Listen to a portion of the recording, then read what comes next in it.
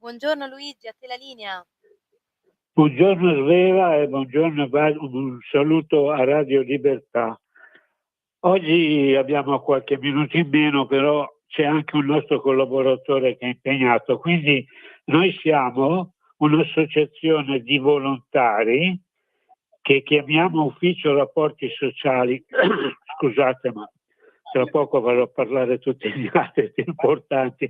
Noi ci trovate a None, in via Volvera 3, chiamando il numero di telefono, perché dovete prenotare, se no è inutile che veniate, 328 07 15 232.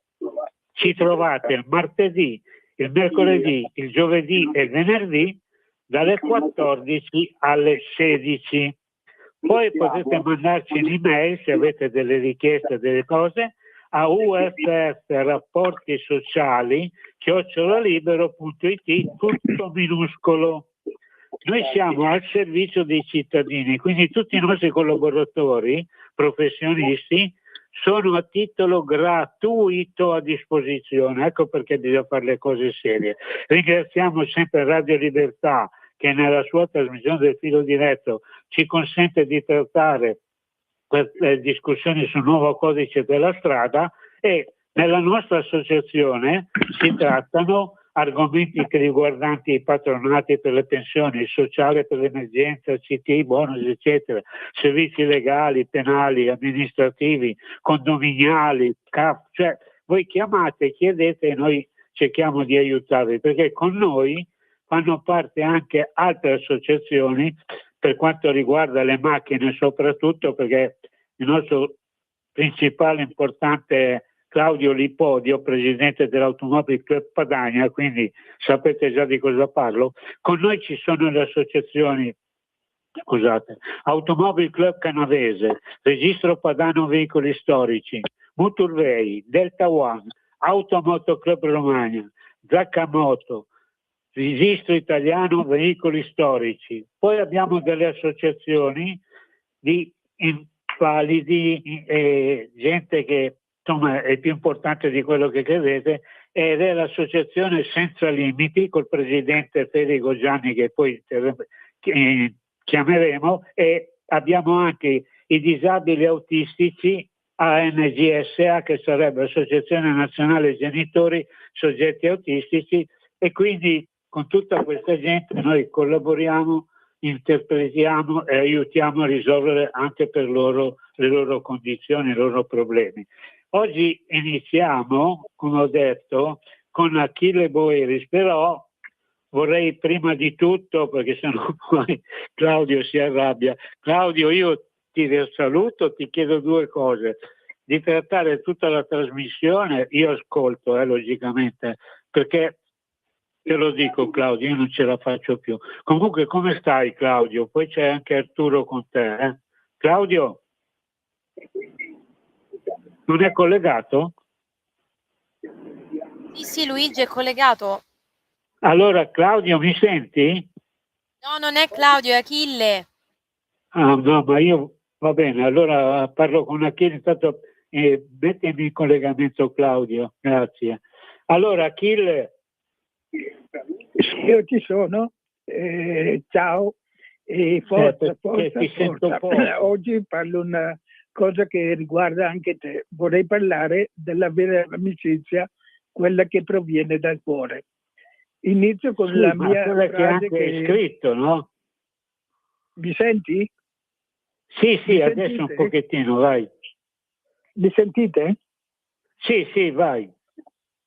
Niente, volevo parlare in forza a te come vero amico, e vorrei parlare della vera amicizia. La frase che mi caratterizza è: fai agli altri ciò che vorresti fosse fatto a te. Diciamo che io questa frase l'ho presa proprio a cuore e la seguo. Oggi racconto come un numero di telefono ha fatto nascere una vera amicizia, ovvero una fratellanza che dura più di 50 anni. Alla lezione universitaria di economia politica mi ero trovato seduto vicino a una persona di nome Ginetto. Ci siamo conosciuti, scambiati il numero di telefono perché gli studenti lavoratori, per gli studenti lavoratori seguire economia e commercio era molto difficile perché le lezioni erano diurne e noi non avevamo il tempo per seguire le lezioni. Allora l'anno successivo ci siamo iscritti a scienze politiche che facevano lezioni anche preserali. Allora diciamo sia io che lui e la mia moglie, che è anche la mia fidanzata che poi è diventata moglie, abbiamo cominciato a seguire queste lezioni e siamo riusciti a completare tutto il corso di studi.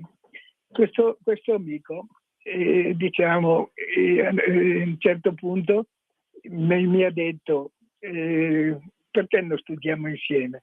Ci siamo messi insieme io, lui e mia moglie e siamo riusciti a concludere il nostro corso di laurea, tant'è vero che io ero interessato al Burundi e sia mia moglie che questo mio amico ci siamo laureati con 3 tesi sul Burundi. È diventata una vera amicizia. Io ero arbitro di basket, gli ho fatto fare il corso da arbitro e abbiamo cominciato a dirigere parecchie partite insieme. A noi bastava un'occhiata per dire stringiamo oppure lasciamoli giocare. E questo era il bello della vera amicizia. Diciamo che con la moglie e con i figli siamo ancora molto legati, continuiamo a frequentarci e soprattutto ci troviamo a mangiare insieme, magari una pizza, però si riunisce tutte le famiglie, anche le famiglie dei figli di questo ecco quello, grazie, un bacione, mi serve la mastica. E niente, diciamo che quest'oggi come amicizia, come hai già citato tu, l'associazione Senza Limiti, che sono ad Avigliana, un gruppo di loro sono a Avigliana e fanno delle gare in acqua libere e non in piscina. E diciamo che io sono molto vicino a loro, dico forza ragazzi, mi raccomando, portate a casa le coppe e le medaglie che fanno piacere sicuramente agli amici che vi seguono. Bene, siccome il tempo vola, io concludo questo mio piccolo intervento augurando. Va bene, Achille, tu sei sempre bravo e presente. Ci sentiamo poi sabato, intanto non mi abbandoni di sicuro. Ci sentiamo sabato, visto che il tempo vola e abbiamo qualche minuto da recuperare. Ciao Achille, un bacione. Ciao, grazie di tutto, anche agli ascoltatori. Grazie. Va bene, allora senti, un attimo prima di chiamare Gianni Ferigo, che è un'altra persona molto importante, che è il responsabile dell'Associazione dei Disabili Senza Limiti. Claudio, scusa, ho bisogno di te assolutamente. Come stai Claudio oggi? Bene, sono qua. Allora, ciao, Claudio, prendi in mano tutta la situazione, sia te che Arturo, no? Perché io non pensavo neanche di dover aprire la trasmissione. Avevamo detto alla Natalia di chiamare te come base e Arturo Calligaro, no? Anche perché trattate l'argomento che interessa a quello che ci ha concesso la radio, cioè il nuovo codice della strada con tutto ciò che sta succedendo. Quindi Claudio, tu seguimi perché poi a un certo punto sai già come andrà a finire. Inizi e chiudi. Adesso dovremmo avere, penso che Sveva me lo dirà, in linea Gianni Ferigo, se c'è, se no salutiamo anche Arturo Calligaro. Gianni? No, ancora non c'è, un secondo solo. non è in collegamento? No, ancora no.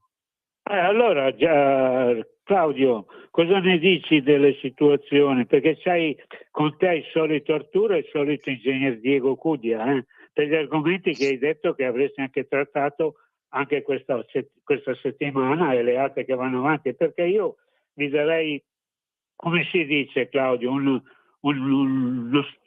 striscia per discutere, poi voi aggiungete e fate quello che volete. Quindi a Torino, ecco perché parlando da Torino, ecco che Arturo Calligaro sarà poi quello che politicamente e tecnicamente ti darà la mano che tu chiedi sempre e giustamente l'avete. A Torino, per esempio, le multe finiscono nelle buche. Adesso voi riderete, ma in molte zone, anche centrali, ci sono manti stradali pesantemente rovinati con C'è? Grazie. Sì, Gianni Sì, è in linea. ci sono. Grazie. Un attimo Gianni, che Sì, tranquillo. allora parliamo con Gianni e poi Claudio ti leggo cosa vuol dire, di cosa potreste parlare, grazie. Allora Gianni, Sì, come stai? se Tutto vuoi, ok? Adesso dove sei? facciamo andare, dai. Allora, buongiorno a tutti e volevo solo spiegare un attimino cosa abbiamo fatto anche questa settimana.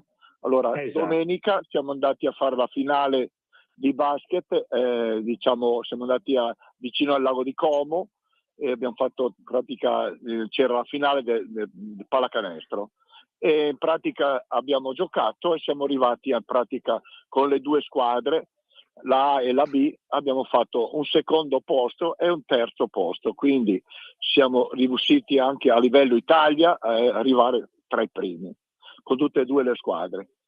In pratica durante la settimana abbiamo ancora cominciato, stiamo facendo ancora gli allenamenti fino alla prossima settimana che poi finisce le scuole e finiamo in pratica un po' le attività nostre, però stiamo già incominciando a fare anche le attività fuori, dalle piscine.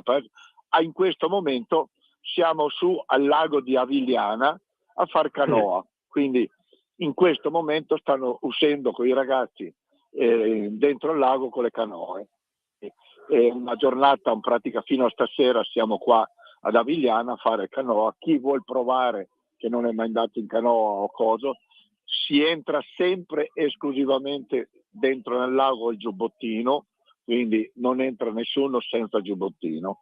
Oltretutto stiamo testando tanti ragazzi che sono venuti per fare nuoto libero in acque libere, perché poi il 25 luglio, il 25 a Domegna, noi come Senza Limiti organizziamo i nazionali di nuoto in acque libere. Quindi il 25 luglio, che è di domenica, chi vuole venire a Domegna sappia che il giorno 25 verrà organizzato i nazionali in acque libere, i ragazzi disabili, che è una delle prime volte a livello Italia che i ragazzi nuotano in un lago. Poi il discorso che Luigi mi dice sempre, ci ho scritto un libro e chi lo vuole acquistare lo può acquistare su Amazon. Il titolo è Maurizio, una storia di una famiglia che vuole cambiare il mondo. Quindi chi lo vuole acquistare, tutto quanto il ricavato viene donato all'associazione nostra.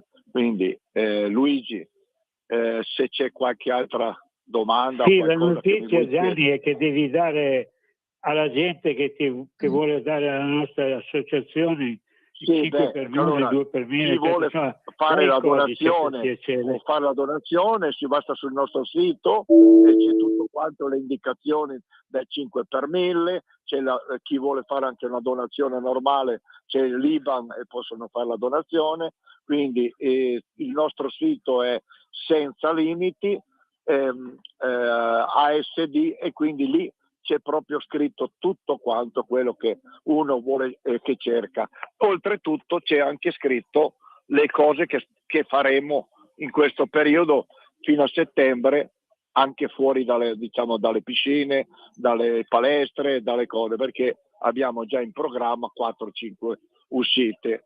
Il 24, il giorno di San Giovanni, andremo tutti in Liguria a fare nuoto al mare, quindi con i ragazzi, e poi faremo anche un'uscita alle Cupole e una alla Mandria. Quindi ecco perché dico, c'è sempre, anche se non siamo fuori, le palestre, le piscine sono chiuse, noi organizziamo anche altre cose, ecco. Luigi. Ok, Gianni, allora, visto che anche tu hai premura, volevo dirlo io il codice fiscale per 5 per 1000, visto che io sotto mano ci non c'è tengo niente, tanto alla questa associazione perché è anche la mia.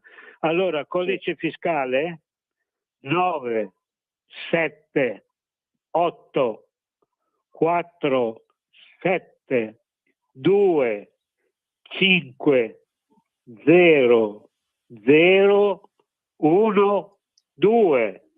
Poi potete chiamare anche la radio, la nostra radio, perché se avete dei problemi 02 92 94 7389, e se chiedete qualcosa vi daranno delle risposte anche loro, perché sanno con chi hanno a che fare nella nostra società, e quindi vi daranno delle risposte. Quindi io ti ringrazio, Gianni, ci sentiamo sabato prossimo. E poi ti ringrazio tantissimo di darci questo spazio, ringrazio a tutti quanti quelli della radio, perché dandoci sempre ogni settimana questo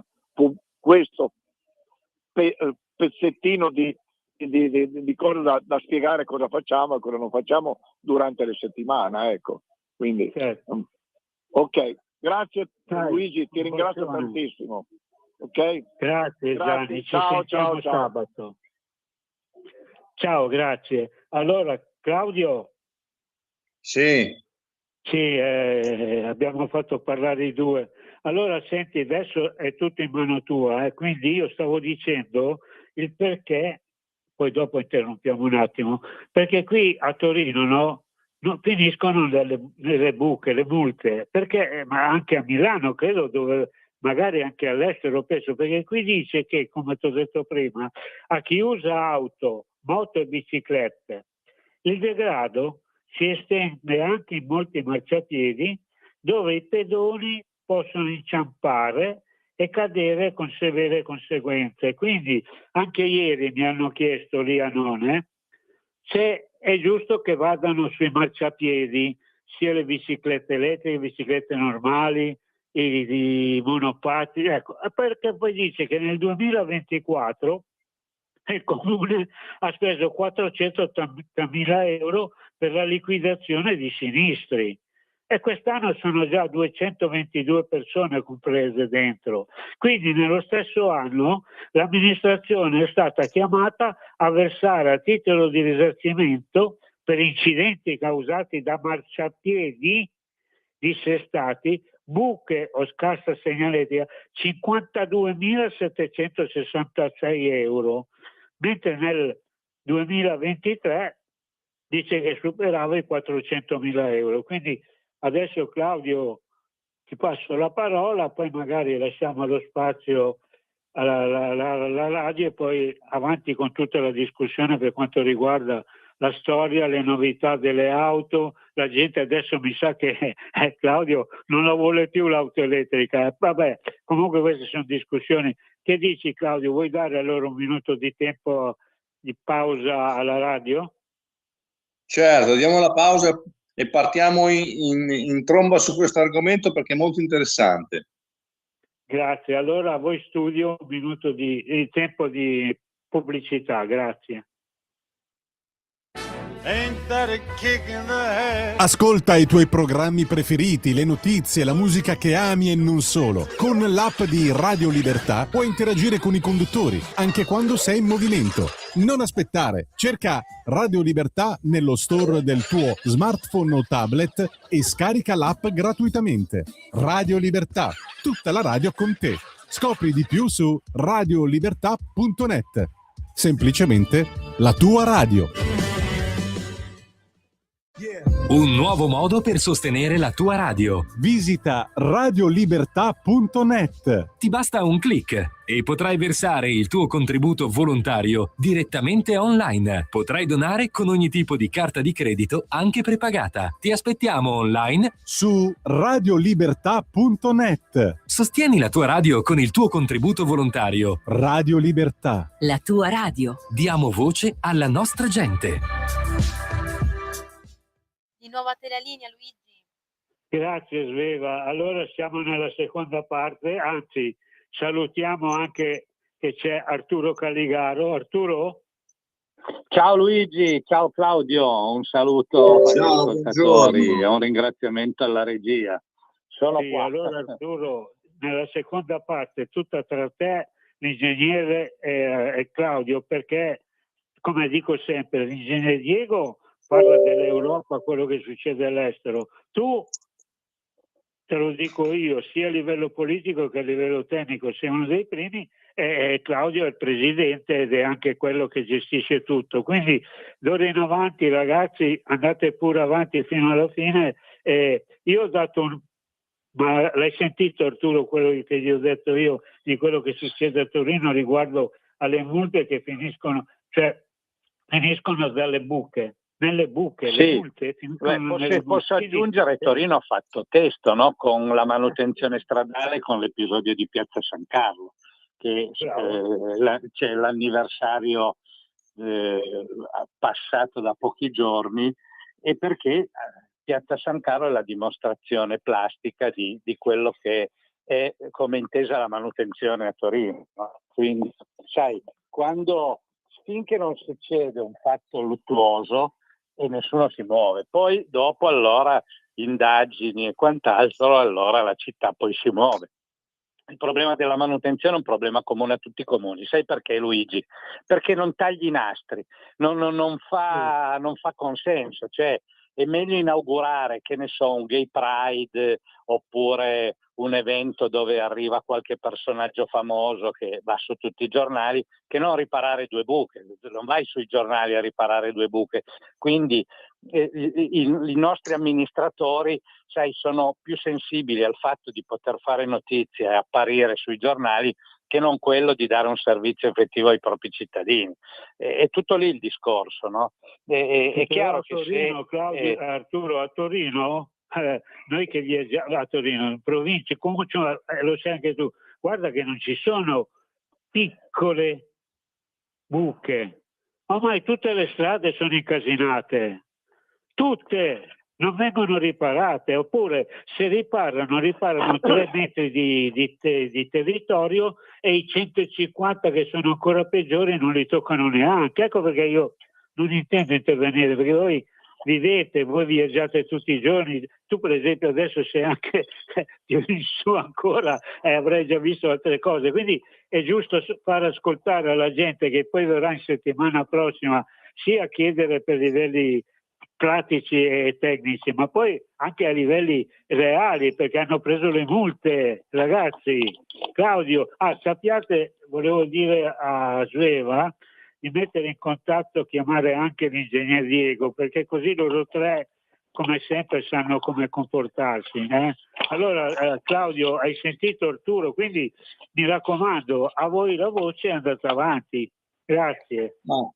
Certo, io ero partito, e qui parlo sempre di storia antica dell'associazione DHB, ero partito con una logica molto, siccome stavano già iniziando il discorso per alcuni comuni, io guardavo Milano, Bologna, alcuni comuni della Romagna, c'era un disastro anche sulla riviera, che veniva utilizzata una superstrada per fare multe con gli autovelox che non potevano essere lì.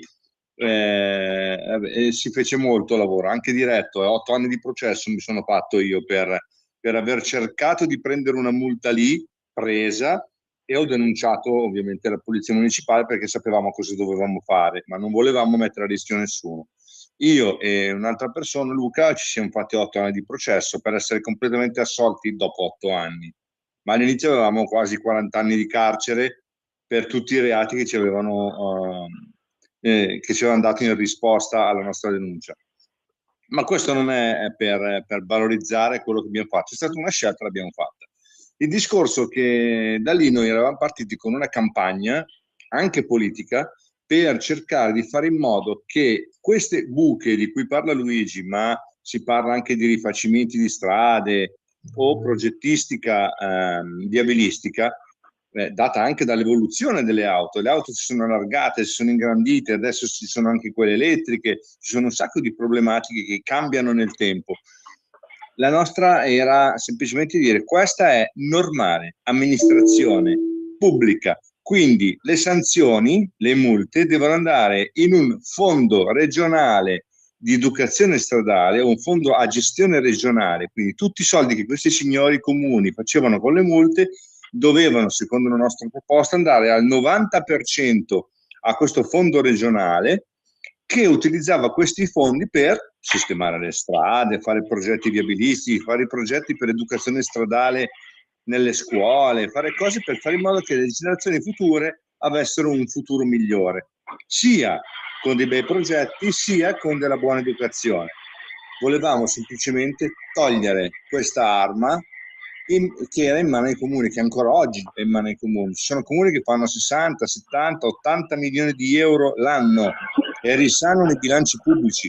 Questo noi l'avevamo messo come: fate in modo che sia vietato per legge che i comuni utilizzino questi soldi per fare normale amministrazione, perché se non sono in grado di gestire i propri soldi, vadano a casa. Questa era la nostra. Se uno non è capace, cambia mestiere, sostanzialmente. Cosa ne pensate? Sì, è una logica perversa che è quella che perseguono i comuni. Come fanno a ripianare i bilanci ma non per finanziare la manutenzione, ma per finanziare altre suggestive iniziative, no? Quindi basta aumentare il numero delle contravvenzioni e voilà, il gioco è fatto.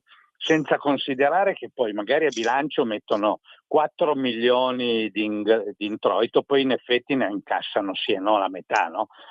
Però sai, loro con quel bilancio preventivo, perché nei comuni ci sono due tipi di bilancio, no? Il bilancio preventivo e il bilancio consuntivo. Il preventivo è il libro dei sogni, mettono dentro quello che vogliono, no? E la legge glielo consente, ovviamente. Poi dopo il consuntivo è quello che tirano i conti, quello che è effettivamente incassato e quello che effettivamente è speso, no? Però alla gente il bilancio preventivo ti consente di dire: quest'anno apriamo 4 nuove teatri, facciamo 2 rotonde nuove, poi alla fine della fiera non riesci ad arrivare ai soldi, e per quello che poi illudi la gente con un sogno che poi sai già di non realizzare, no? È per quello che poi i lavori durano anni, perché è messo in preventivo, però sai, le fonti di finanziamento poi saltano, quant'altro, o come nel caso delle sanzioni non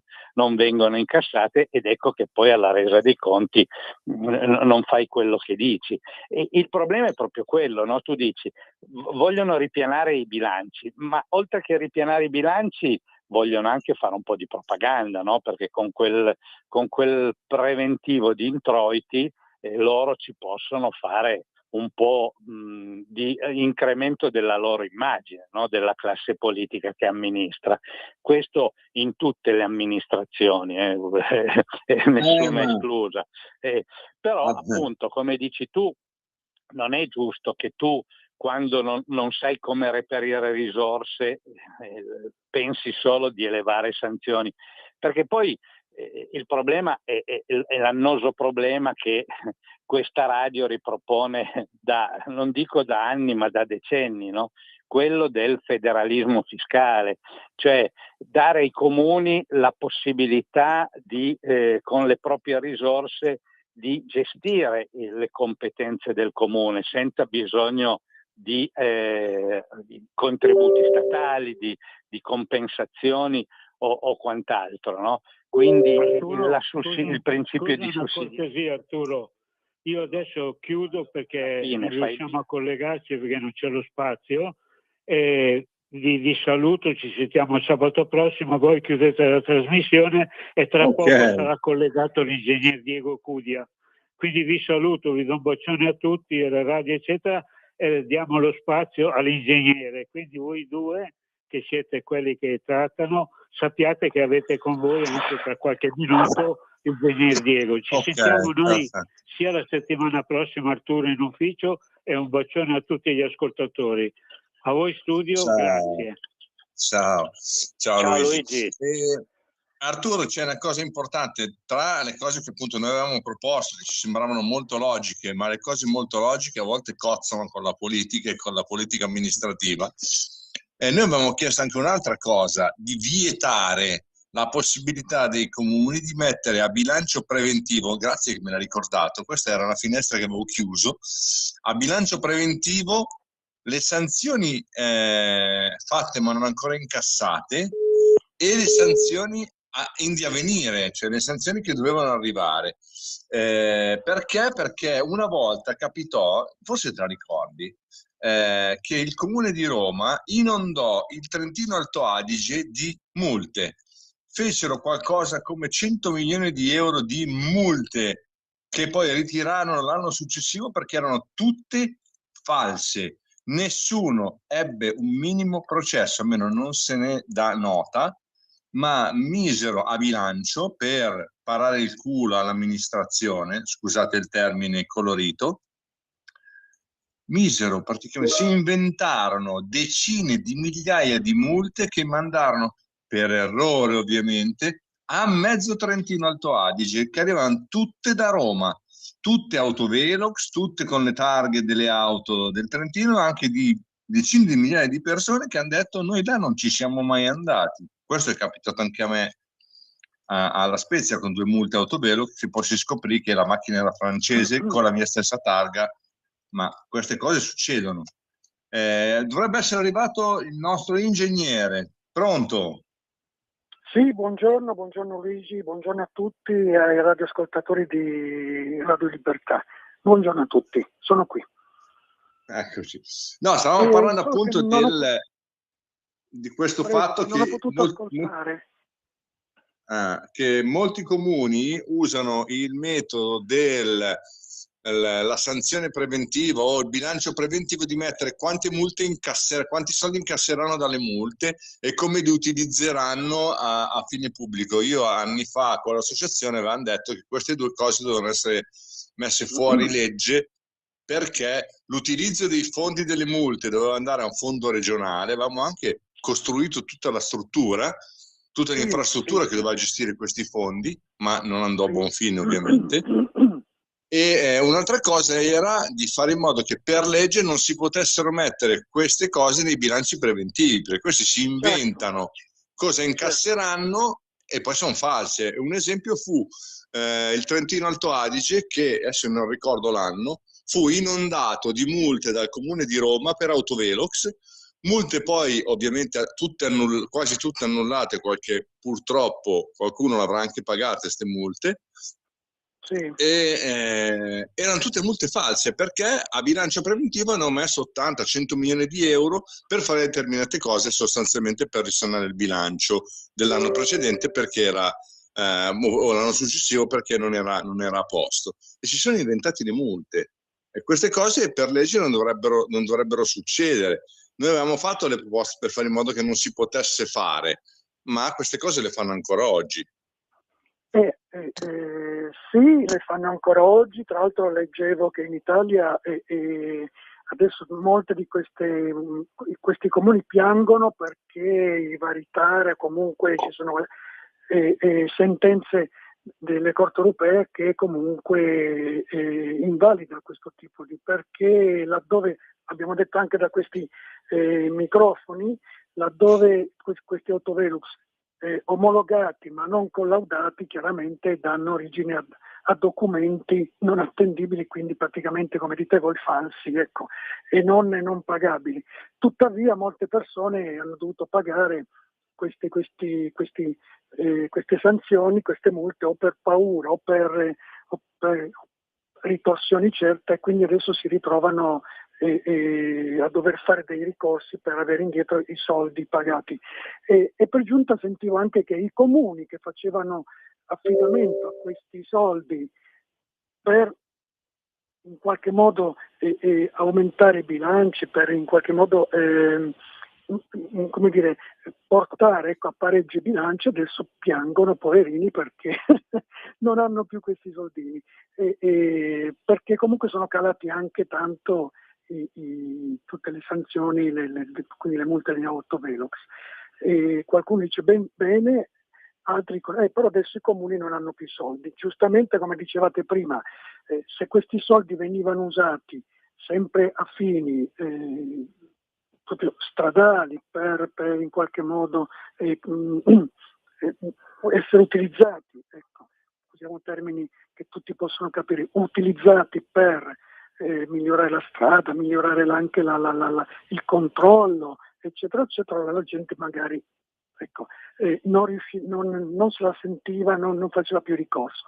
Ma visto che la maggior parte poi ha i bilanci sotto mano, e se c'è Arturo Calligaro potrà confermare, questi soldi venivano dirottati ad altre cose, è chiaro che poi diventa tutto poi non bello, non costituzionale e neanche non giusto. Credo di aver in qualche modo confermato quello che avete detto. Prego. Arturo. Prego. Sì. Giustamente sarebbe una proposta logica, legittima, però toglierebbe un po' di autonomia al comune, perché creare un fondo regionale, poi i comuni più forti o politicamente più vicini all'amministrazione regionale destinerebbe per la manutenzione in quei comuni lì. In Italia funziona così, ci vorrebbe un ente terzo, magari un fondo non regionale ma gestito, che ne so, dalla Corte dei Conti o gestito da un ente terzo che esamina le proposte di manutenzione, quelle più stringenti, e delibera in questo senso, non per logica di appartenenza ma per logica di necessità. Però il concetto è quello, Arturo, no? Arturo, io guarda, adesso mi si sono riaperti veramente, si chiamano i cassetti della memoria, non di quel periodo, e in quel periodo il progetto era, io ci tenevo molto, perché tra l'altro stavo collaborando con una pista vicino a Vittorio Veneto, che hanno fatto un grande lavoro di sicurezza stradale, con altre piste anche in Piemonte c'è ancora quella piccola pista dove si fa cosa, c'è Lombardore, bravissimo. C'era anche un'altra pista che era un'ex pista della Fiat, che adesso è là cioè è abbandonata praticamente, dove si voleva riqualificarla per fare i progetti di sicurezza ed educazione stradale per i ragazzi, cioè dire ai ragazzi, e a Vittorio Veneto eravamo riusciti, a Lombardore in altri posti no, perché avevamo contro le amministrazioni. Era proprio il dire ai ragazzi: voi correte col motorino in giro per strada? No, andate a correre in pista. Numero 1, c'è sempre una persona di esperienza che vi guarda e vi può dare un consiglio. 2, se andate fuori lì, andate nella ghiaia, non vi fate male. Sì, graffiate il motorino, ma non fate male a nessuno, soprattutto. E normalmente e questo lo dico io perché sono anche uno che ha seguito molto il mondo delle corse, quando andavo anche a Lombardore a correre, magari avevo il sabato la corsa a Monza e la domenica a Lombardore, nella tratta di notte che si faceva di sera per andare là, io ricordo che i piloti che guidavano i furgoni dietro le macchine da corsa erano quelli che andavano più piano di tutti, perché non c'era bisogno di correre, perché correvano il giorno dopo, hanno corso il giorno prima, su strada, in autostrada andavano tranquillissimi. Perché? Perché sapevano definire e distinguere il luogo dove si può e il luogo dove non si può, dove si può stare attenti, dove ci si può divertire. E quindi questa educazione noi l'abbiamo cercata di portare nelle scuole, e si inventarono che noi non potevamo andare perché non eravamo insegnanti. Abbiamo fatto 2 libri, io ho fatto 2 libri che non sono mai nemmeno stati pubblicati, sulla sicurezza stradale. Ciao Bambini uno si chiamava, che insegnava ai ragazzi a divertirsi dall'asilo fino alle scuole superiori con diversi progetti. In alcune nazioni queste cose si fanno, da noi no, perché trovano sempre il perché o il per come non si può fare. A noi ci dissero che una volta si portavano gli anziani, si portava il panettiere a raccontare nella scuola elementare, si portavano le persone, adesso non si può più. Noi volevamo portare i piloti, volevamo portare le persone che spiegavano, volevamo fare un sacco di cose, ma ce le vietarono sempre. Questi fondi io volevo farli dirottare in quell'area, cioè nel fondo per la sicurezza stradale, non fondo per fare manutenzione alle strade, perché quella è normale amministrazione. Questo era sempre un punto fermo. Chi non è in grado venga commissariato e venga sostituito. Te la banalizzo da cittadino, Arturo. Sì, è giusto, no? È un ragionamento che ha una logica, è quello di buonsenso che spesso manca alle amministrazioni, no? Il problema, vedi, che in Italia è quasi tutto gestito dalla politica e tu sai benissimo che a volte il buonsenso cozza con la politica, perché si ragiona con un'altra linea di pensiero in politica, no? Quindi perché devi raccogliere il consenso, devi apparire, e quindi le cose di buon senso vengono dopo, no? Perché c'è questo scollamento in alcuni comuni? Vediamo le amministrative. Una volta le amministrative erano quelle elezioni che avevano la maggior partecipazione dei cittadini, perché nel paese andavi a votare chi conoscevi, il personaggio. Questo può valere ancora nei piccoli comuni, ma nei comuni un po' più grossi, dove non conosci i candidati, che sono quelli che dovrebbero gestire la cosa pubblica, quindi tutte quelle cose lì della manutenzione vengono proposti e scelti dai partiti, per cui la gente non va più neanche a votare, no? Cioè, tu vedi che in alcuni comuni per tanti anni, il caso di Torino, ci sono dei annosi problemi che non sono risolti, che sono sotto gli occhi di tutti, problemi di manutenzione, di infrastrutture, che per anni i giornali ribattono la necessità di questi interventi, no? E poi o succede il fatto luttuoso, come ricordavo prima, oppure i cittadini si stufano, perché dici: cosa vado a votare? Se tanto, quando una volta finite le elezioni, queste cose ritornano nel dimenticatoio, ed è quello che fa male alla politica, perché poi induce i cittadini a non andare a votare. C'è un grado di assenteismo enorme proprio per queste cose che dicevi tu, no? Perché non vengono fatte le cose più elementari. Si ricordava prima, Luigi lo ricordava, i marciapiedi senza manutenzione, dove vanno sopra biciclette, monopattini o quant'altro, e che i comuni, pur di non effettuare questi interventi, perché magari sono procedure burocratiche lunghissime, tra quello che devi stanziare, fare l'appalto e tutta una serie di cose che la burocrazia impone, alla fine della fiera è chiaro che anche chi amministra la prende sotto gamba. Si muovono solamente se c'è il fatto luttuoso che interviene la magistratura. Allora il burocrate, il funzionario che è responsabile, allora in quel caso lì è con le spalle al muro e sente una responsabilità penale, oggettiva, personale. Se tu non vai, è quello che dicevi tu e ricordavi tante volte, no? nelle nostre trasmissioni, fin quando tu non identifichi il funzionario responsabile, se tu dici il comune è generico, il sindaco è generico, bisognerebbe che si potesse conoscere chi è il funzionario responsabile di queste cose, in modo che con una responsabilità sulle spalle può essere individuato e perseguito se non fa quelle cose. Però, ma qua ti faccio un esempio fantastico, velocissimo e pratico. Un amico qui in paese, qui a Cassago, aveva un Defender autocarro, ok? L'ho comprato come autocarro, lo usava per la ditta, ci andava anche a casa ovviamente. Gli arriva il bollo da pagare con la sanzione, perché per la motorizzazione quella lì era autovettura, quindi per la regione Lombardia era autovettura. Va per far sistemare il documento, verificano che c'era un errore di registrazione loro, e gli dicono guardi, sistemiamo tutto, non c'è problema. Passa un altro anno, gli arriva la multa dell'anno prima maggiorata, una multa nuova perché ha pagato il bollo sbagliato, più tutti gli interessi. Poi è andato là, è entrato nell'ufficio e ha detto chiaramente: buongiorno, lei si chiama, si è segnato tutti i nomi, e ha detto: io adesso esco da qui, se questa cosa entro 5 giorni non è sistemata, io vi denuncio tutti per abuso d'ufficio, perché siete qua, avete ascoltato tutto, sapete tutto dall'anno scorso, non l'avete fatto.